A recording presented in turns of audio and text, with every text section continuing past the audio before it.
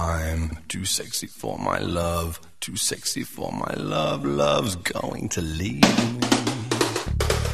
Wie wahrscheinlich tausende weitere Promis verbrachte auch Hollywood-Star Lindsay Lohan den Jahreswechsel auf der Karibikinsel St. Barth. Und wie wahrscheinlich tausende andere Promis ging auch die 23-Jährige in den schicken Läden im Hafen von Gustavia shoppen. Aber da sie wahrscheinlich mit vielen Kleidern nach Hause gehen wollte, kam sie nur mit wenigen in die Stadt. Nur in Bikini und Tüchlein gehüllt, entstieg Lohan einem Auto, um dann auf dicken schwarzen Plateauschuhen und mit umgehängter Damentasche Richtung Einkaufsmeile zu marschieren. Dort traf Lohan dann zwar ein paar Freunde und dort ging sie auch in einige Läden, aber passende Klamotten fand die 23-Jährige offenbar keine.